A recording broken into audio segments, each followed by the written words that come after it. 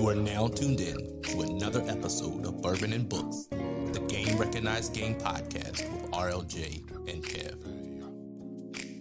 Welcome to Bourbon and Books on another edition of the Game Recognized Game podcast with RLJ and Kev. I'm KEV, that's RLJ, along with our dear brother, cousin Jeff, and we are back one more again for our Bourbon and Books discussion on our book of the month, Uphill, a memoir by Mrs. Jemele Hill. For those of you that are a follower of the show, and especially a follower of Bourbon and Books, we generally try to stick with authors that kind of fall in our line of mantra and interest. You know what I'm saying? So if it's music, ethnicity. And ethnicity, that's very important. Yeah. Ethnicity is very important. But you know, whether it's music, if it's sports, if it's culture, and especially if the author has a significant amount of melanin, then you know we generally like to give them a shout. Now, full disclosure, I am a sports fan. I know of Jemele Hill. I've watched Jemele Hill. I'm a fan of some of her work at ESPN, and then now on her own podcast, and also through the Atlantic. But I think it was interesting to learn more about Jemele and her upbringing, and really what got her to where she is right now. I don't know, fellas. I enjoyed the read. But I'm surprised we picked this book in the first place. Okay, hold on. So before we go there, let's do cover first. Yeah.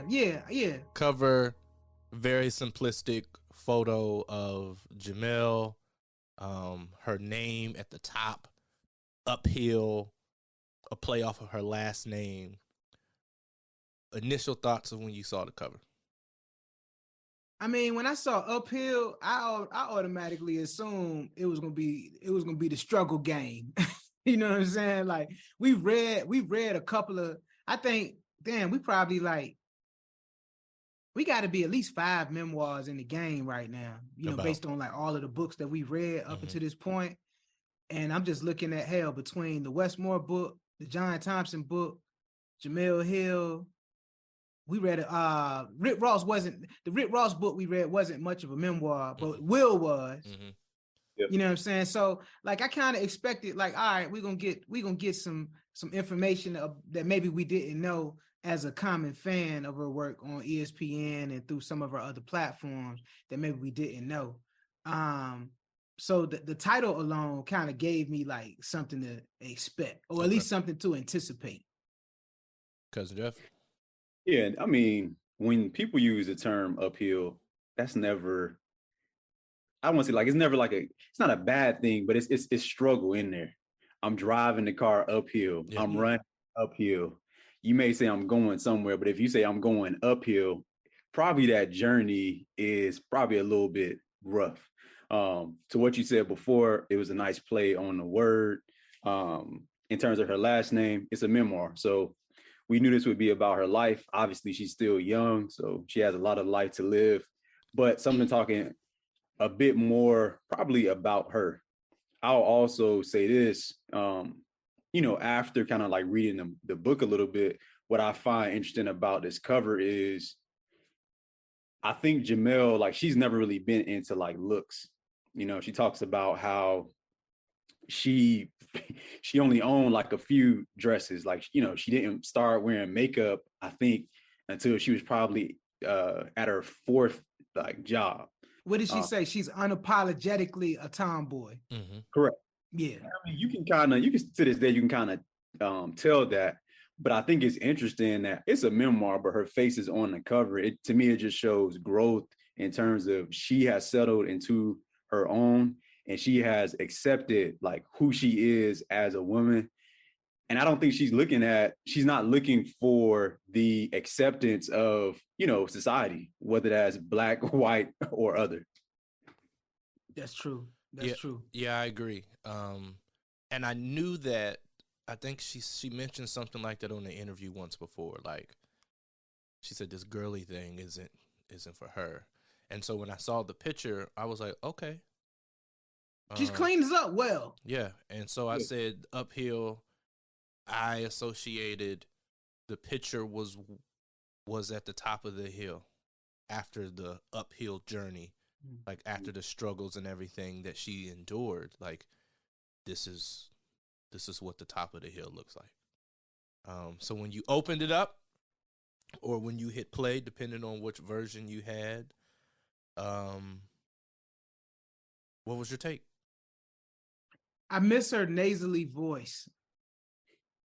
Like on some of the programming that I watch her on ESPN, you know, she's not there. And I've tried to get into her podcast, but I watch it when she has certain guests on. Mm-hmm. I saw some of her press run leading up, because she dropped the book, I think, end of October of this year. So, you know, a little more than a month ago. But I got the Audible version, and to hear her reading and just hearing that nasally voice, I'm just like, that's one of the things that kind of made me a fan, because she had like this nasally voice, and then would be chopping cats' heads off in Facts. debate. Facts. And so I could appreciate the tone and the cadence and the pace and a lot of the Detroit slang. You know, she grew up in Detroit, and so I could appreciate that from the standpoint of her oratory ability. But for me, the one thing I thought about, man, when I started reading was like, damn, yo, life as a shorty shouldn't be so rough, man. Yeah. Like that was like the reoccurring theme through every chapter that I read, because I'm just like, yo, she's obviously talented. Let's just call a spade a spade. You know what I mean? She's obviously talented. She obviously has to endure a lot being in the sports, coming into her career as a sports journalist from a Black female perspective. Mm-hmm. You know what I'm saying? Like that's an uphill battle in itself. Sports, you're a woman. Oh, and you're a Black woman at that. And so, you know, some of the stories that she told in the book, like one particular story around Pam Oliver, and I don't know, for those listeners that are not aware, but Pam Oliver, damn, she been covering NFL sideline reporting for 30 years. FAMU graduate. Yeah, FAMU graduate. And she legit was kind of like the standard. And then all of a sudden, one day on the sidelines, you don't see Pam Oliver no more, because she was older. Oh, and she was a woman. Oh, and she was Black. And to kind of see that real time without knowing all of the inside precedent of it all, mm-hmm. but to see it as a viewer, as a NFL air quote fan, and to see like a sister that you just accustomed to seeing doing her thing every Sunday to be gone because she got old. Like Jemele told that story in the book from her own lens, and for some reason it made me appreciate her attempt at the memoir, because like you said earlier, Jeff, I personally think she was kind of, I think the memoir is a little too soon. And this is why I say I think the memoir is a little too soon, because she and I, we aren't necessarily peers, but she's only like 5 years older than me. Mm-hmm.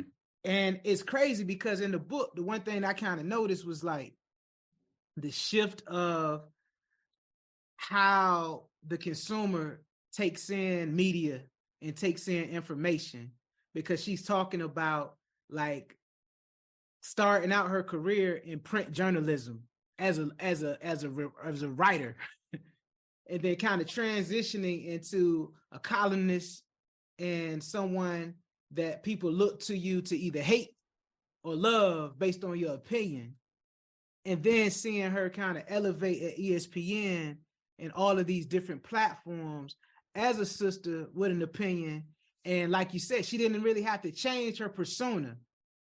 You know, she was always kind of Detroit versus everybody. She was always unapologetically Black, unapologetically a woman, unapologetically a tomboy. So I could see it as a viewer, but to kind of hear her mind and understand her thought process, whether it was the Donald Trump tweet, whether it was altercations she had with like pretty prominent media personalities in her industry within her organization.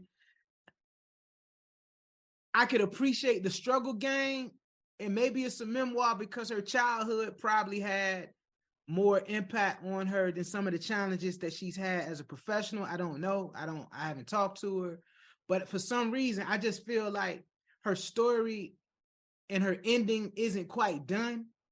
And so this concept of a memoir, I'm just like, is it too early? Because I granted 45 pretty much put the stamp on your influence when he responded to a tweet that you made that, in my opinion, was accurate. But you got called out for it. And then her whole kind of career and pathway changed up, and she kind of has been more independent. But she has a chapter in the book that's entitled selling tapes out the trunk of your car. And so like that concept of, music fans, all your best independent artists, whether it was Rap A Lot Records, No Limit, Rockefeller, Cash Money, all started with like this independent streak. And she's attached and affiliated with like the world's largest shit. She attached to Disney, man. Let's be real. ABC, ESPN. She attached to the mothership of making bread and media. And then to walk away from it, because I think part of it was you're tired of being singled out and marginalized, but then you also have this powerful voice. So you could kind of say what you want to say, and you okay with dealing with the blowback. I just think, I'm 42. She might be 47, 48. I just felt like it was another chapter as part of her career that hasn't been written yet, that if she had held on to the memoir a little longer, I think it probably would have had more power. That's what I got from the book. But, I understood, and I think it was cathartic for me reading it, because I understood like, damn, yo, once again, life as a shorty shouldn't be so rough. And the things that happen in your childhood and you experience and you receive it, it either makes or breaks you. In her case, all of her experiences, it made her. It really, it made her. And I'm just impressed by the fact that the matter is like, yo, she made it to the point where she could even do a memoir. Because some of the stuff that she wrote about in her book, man, that shit hurt me listening. So I actually purchased a copy on this run, because I was getting tired of just the audios in general, and I said, let me buy one of these and actually go through it. I think there was a lot going on in the beginning of this book. I would not have chosen, obviously I'm not the author, but to star in such, because it didn't specifically star about her. It talked more about her experience and what she had grew up around. One of the things I wanted to just talk about briefly is when you talk about like, memoir, she's still young. I agree. But I do feel like this day and age, I find that a lot more people are doing these memoirs at like 40s, 30s. Hell, Lil Baby had the life of Lil Baby, I think on like Amazon Prime. This man, he in his early 30s or 20s? Yeah. I'm like, you just graduated high school. You know what I mean? Like this life and time. So I'm saying that to say, I do agree that, I think we're used to memoirs being written later in life, but there is this wave of people now writing these memoirs earlier. So maybe she will do a part 2 at some point, but I do think that she had a story to tell. In the beginning of this book, in the words of Ronald, it was heavy. It was heavy. Heavy. Just like you said, like no child wants to grow up hard, feeling like you have to be the parent, feeling like you don't have anyone that you can go to and count on. not knowing like where you're going to be living, moving from house to house. Like no child kind of wants that. And even though I guess my understanding or my just knowing of Jemele has only been on like ESPN, so I knew nothing about her like upbringing. So all of this stuff was like fresh information to me. Her being from Detroit, which makes sense in terms of her personality. You know, didn't know that she went to Michigan State. Really, her starting to get into journalism was more around her needing an outlet. She didn't feel like she can go to her mom. Her mom was like battling with drugs. She didn't feel like she can go to her grandmother, who played a very key role in her life, because she felt like her grandmother would use that information against her mom. She was the only child. She had, you know, step brother, step sister, but it wasn't in a traditional format. She did have, you know, pivotal teachers growing up, but I don't think those relationships were, well, put it like this. It's also certain stuff you just can't tell your teacher. So she found like journaling and leading her to, you know, being like a writer or a author, something like in her wheelhouse. But a lot of things they talked about early on in the book, it was so much for just a child to go through, let alone like a Black child to go through, and to see that she was able to, like you said, kind of like take those experiences and use them to her good. Like this story is a win. And I always like to hear about people who win, who come from these situations. You know, it's great for somebody to come to two-parent household, you know, maybe went to private school. Your parents always came to your games. They put you in every sport, played 3 sports a year. Your mom helped you out with your homework.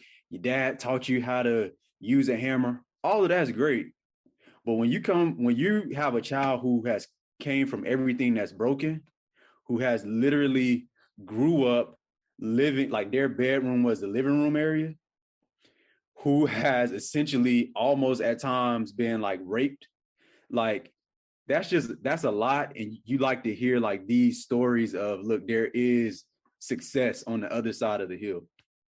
And cousin Jeff, the ill thing about what you said, you only got into a third of her story. Right. You ain't even get into the drug abuse, the drug abuse of her mother, the drug abuse of her stepfather, the drug abuse of her father, the alcohol abuse of her grandmother. Mm-hmm. Like, yo, in the book, like you said, I say the first half of the book, it was some heavy stuff that she was just, and I knew it was validity to it because of the way that she talked about it. Yep. Because it was like she said, she talked about all of the scenarios and situations and the different men that her mother had dealt with and stuff. And she talked about it almost as in like as a matter of fact kind of tone. And it's like, damn, like that's acceptance almost. Like, yo, it is what it is. It's nothing to be ashamed about.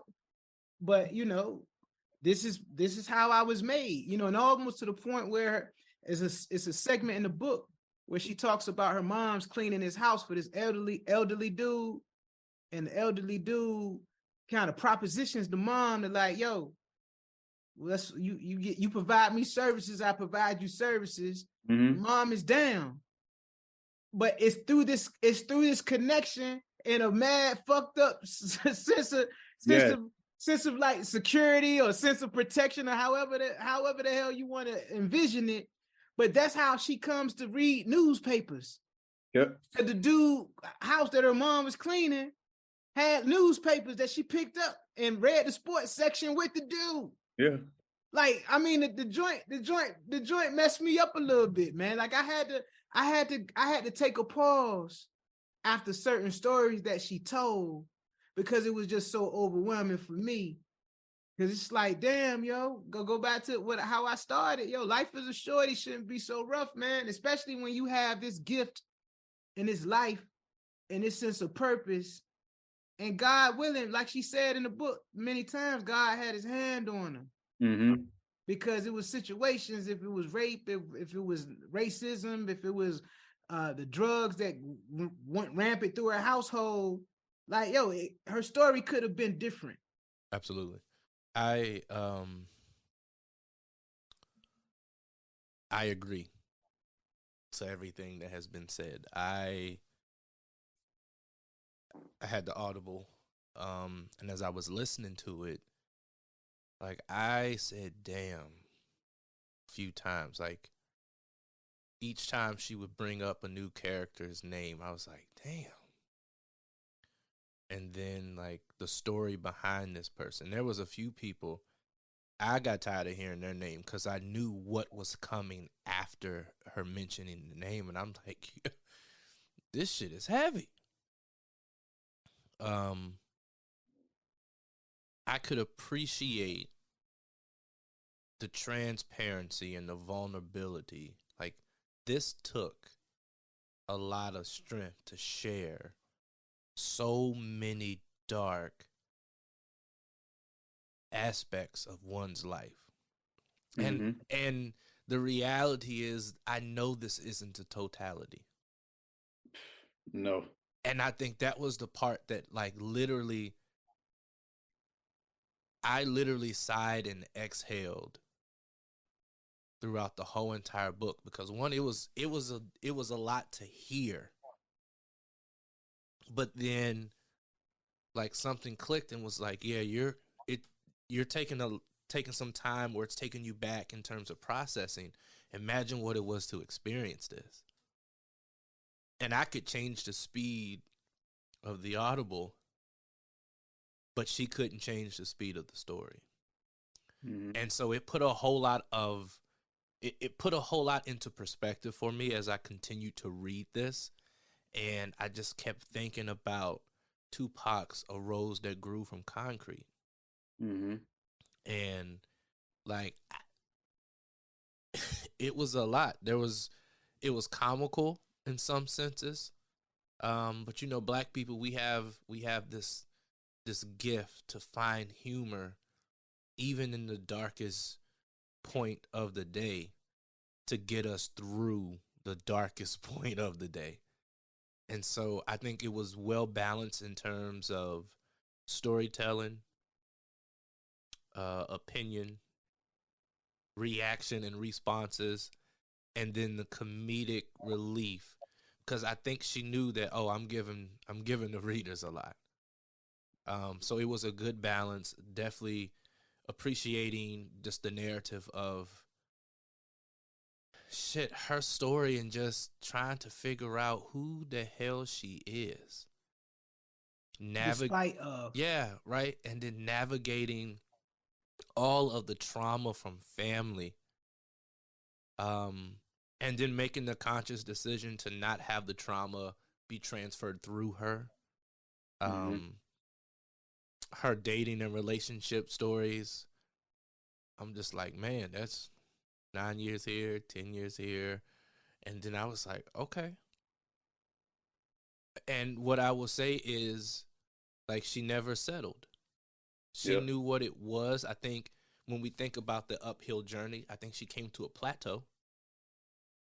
And everything was level for a little bit. And then when it was like, all right, I got strength to climb, let me keep going uphill. And so I'm very appreciative of this literary work of art. I wouldn't say that it was too early. I think that the next one that she writes, because there has to be a part 2. There has to be. It's got to be something extra. I just like I didn't get the feeling, Brother Jay, that she was done yet. Yeah. I think the next one that she writes, or the next memoir that is released, I think that would be more so along the lines of a reflective piece. Because this was a buildup, right? This was it took us uphill, and I think this one, the last one that she does, would definitely. Let me not say it that way. What I will say is this one, I think, primed us for the work of art that she's going to produce that will provide a whole lot of reflection of, as the old folks say, how I got over. Like, I think it will all start to make sense why things happened the way they did, and who she met along the way, and the lessons that she learned. Like, I remember as she was telling the pregnancy story, I said, ooh, this is heavy. And she goes, she made the decision for herself. And I loved how she said, you know, there was guilt because she wasn't thinking of anybody but herself, right? Like, she goes, I got the money, I got the support system, in a relationship, not quite sure the way that's going to go, but like, I technically could do this if I wanted to, but I don't have a desire to do this. And I think that's commendable, standing 10 toes down on what it is that you want and you do not want, and not allowing anyone from the outside to influence what happens on the inside. And appearing and not having regret about that decision. Because I find that a lot of people, or a lot of women, make that choice, but it's followed by regret. And it's like right after. And it appears in the book like she had a clear mind when she made that decision, and like she is okay with the decision that she made. Yeah. And it was one of the very few times in the book where she didn't have any regret around that particular situation. You know what I'm saying? Yeah. Like, there was regret when her stepfather passed away, and her having, you know, kind of developing empathy. There was this kind of tug and pull, and this ongoing conflict with her mother, right? There was this tug and pull and this conflict with different associates at work. There was this tug and pull and this conflict with her father or her grandmother, and it's like all of these different relationships. But when it came to a point where she had to make a conscious decision for herself and her own well-being, it was clear. But I think her seeing and being exposed to so many wild stories and experiences, when you in a battle like that, it gives you a sense of calm and a sense of focus when you understand, you know, you're in a situation where you got to make some decisions that's going to impact your life for the good or the negative. I think it's part of it is muscle memory, like the survival muscle memory that you have. But I also think part of it is like, yo, I've gone through so much bullshit that when it's time for me to make decisions that's going to be in my best welfare moving forward, I done earned my stripes to be able to make a decision accordingly, regardless of whose opinion it is. It's a sense of strength in it. Yeah. Yeah. So on the Black Power fist scale, what say ye? Well, for me, man, I think I'm gonna give the joint 4.5. I'm gonna give it 4.5 fists, because I just think it's a great American story. Real rap, you know, however you want to slice it. To come up in an environment that she came up in, around the circumstances by which she came up in, and to kind of find something that you're good at and have people around you to support you despite your circumstances, despite your environment, and you have this internal North Star that keeps you disciplined, that keeps you dedicated, that keeps you focused, to the point where you're a Black woman and you sign a deal with ESPN that makes you a millionaire. Like, you're a Black woman from the west side of Detroit, drug abusive mother, father, stepfather. Family structure is all out of whack.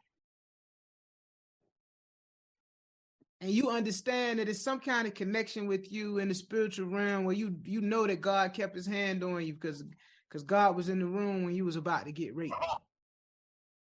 God was in the room when people forced you to take certain internships that you weren't comfortable doing. God was in the room when it was time for you to really make decisions that were going to impact your life long term. And you had to make a lot of these decisions when you were relatively young, for real, for real. Like I say, she's only 47, 48 maybe.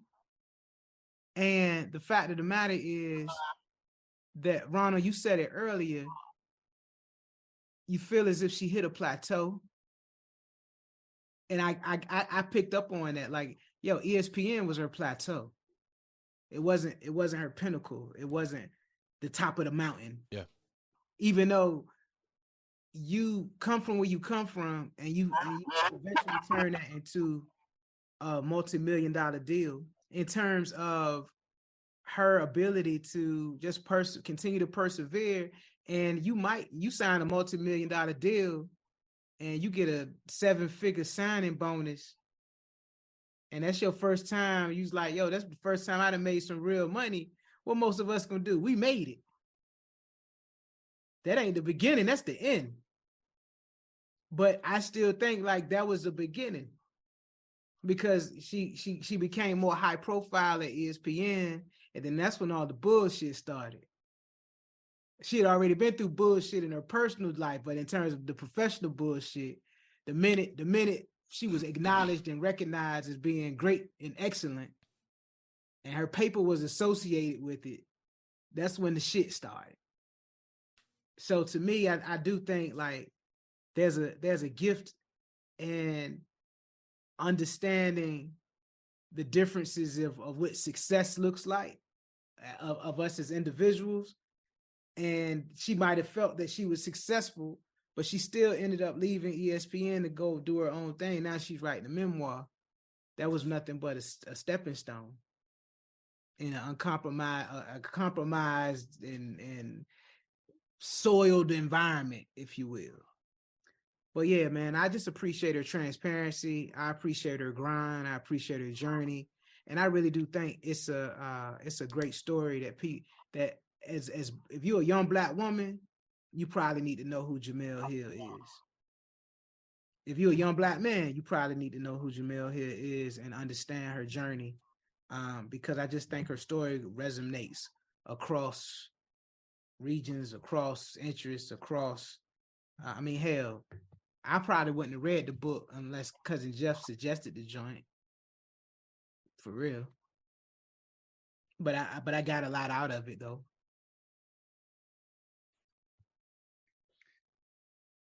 So I'm gonna give this book a 4.5 fists as well.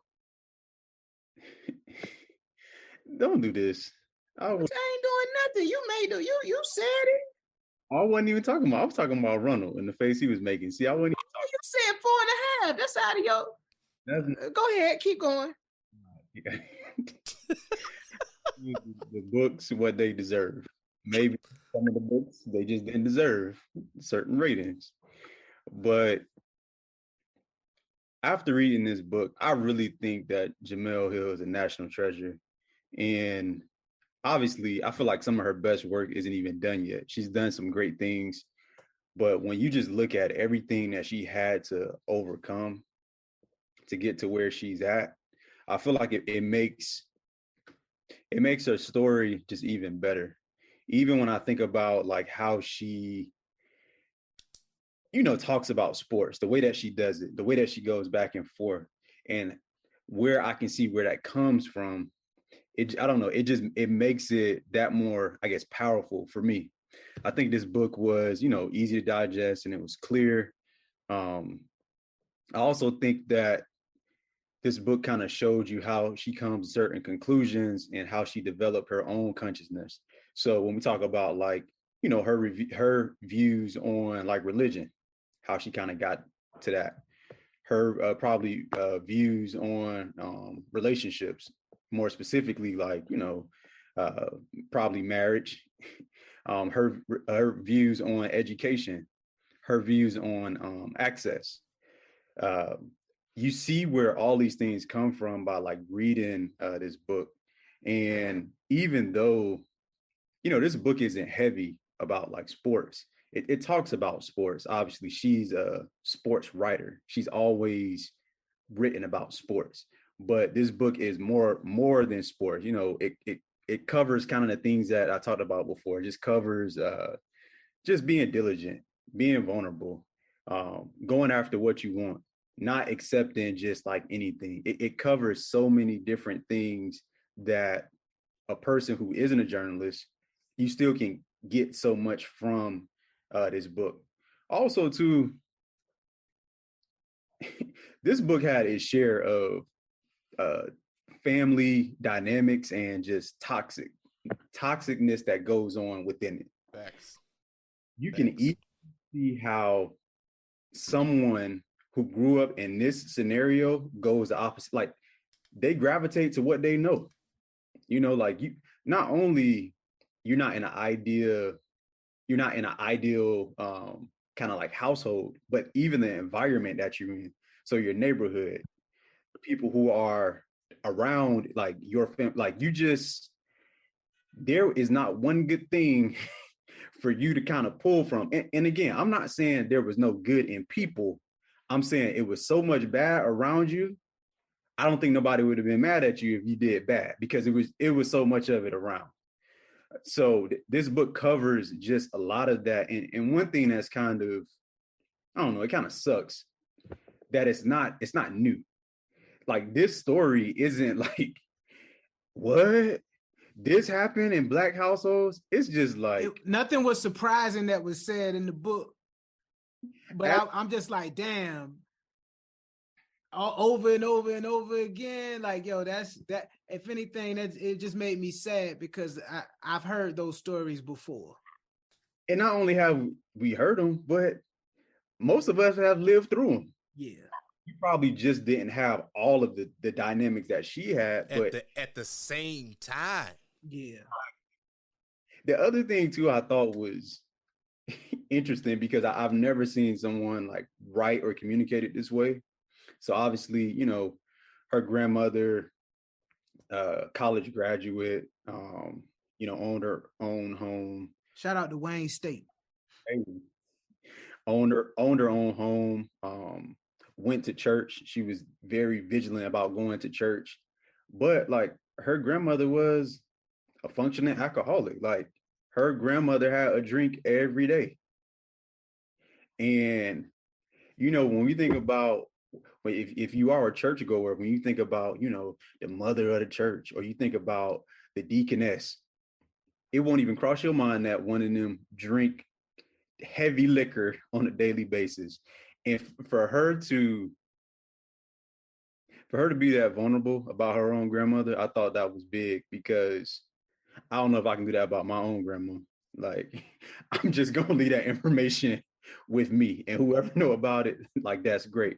But also too, in that same regard, you know, all that love her grandmother had for her, it just appeared that she kind of lacked that with her own daughter.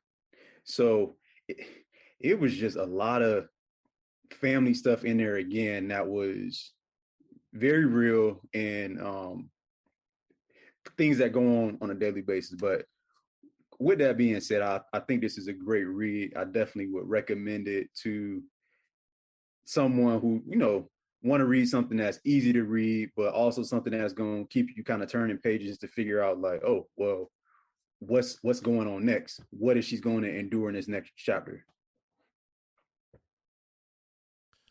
I really wanted to give her a 5. And I think the thing that prevented me from giving her a full 5 was there were some chapters where I was like, okay, this is dragging on, or it's like, where is this going? But outside of that, echoing everything you said, the rose that grew from concrete, national treasure. I agree wholeheartedly, and the path that she's blazing for others to follow, that's what I'm excited about. Like, she didn't do this stuff for her. It's unfortunate that she had to be chosen to go through all of this stuff so that others that are coming behind her won't necessarily have to endure a lot of this stuff. And we hear about this within the Black community. Somebody got to be the first one. Right? In the Greeks, we say, yo, it's worse being first, but it's hell being the tail. And so I appreciated her vulnerability, her transparency, and like I said, just giving us a glimpse of her journey thus far. And so I am going to give her a 4.5 as well, which rounds out to a 4.5 across the board on the Black Power Fist scale. There you have it, man. Cousin Jeff actually finally agreeing with logic and reason these days, man. It only took us, how long we been doing Bourbon and Books, Brother Jay? 2 years. 2 years? Only took us 2 years to get to this point. Thanks, Jeff. Thanks for that. Is he frozen? I think look, he's look, frozen. Look. He actually agreed with us and then he froze, and that's how he gonna exit the premises tonight. Look at that. Look at that. Well, as Cousin Jeff works out his Boost Mobile, there you have it, folks. Jemele Hill, Uphill, a memoir. Gets and receives 4.5 fists on the Black Power Fist side. I sound slow and I'm acting slow right now because Brother Jay is over here messing with the backgrounds and stuff and just putting us up in some looks like it's a new beta test. It was an accident. That we gonna try out, or we could try out next go round. It was an accident. I went to click something to see if Jeff was frozen, and then I was like, oh. Yeah, we on different screens now, man. Like portraits. I saw your face and I was like, yep, everybody can see this. Yeah, that's crazy. That's crazy. But as I said, Uphill, a memoir by Mrs. Jemele Hill, 4.5 fists on the Black Power Fist Bourbon and Books reading scale. We definitely recommend that if you don't know who Jemele Hill is, go out and research. I'm pretty sure you will find her story compelling. Check out the book. And until next time, man, we're going to come back with you next month with a nice, informative selection that hopefully caters to your interests and your needs. On that note, you've just witnessed Bourbon and Books on another edition of the Game Recognized Game podcast with RLJ and Kev. I'm KEV, that's RLJ, and Cousin Jeff still working out his Boost Mobile. But until next time, you all keep reading and be light. Be light.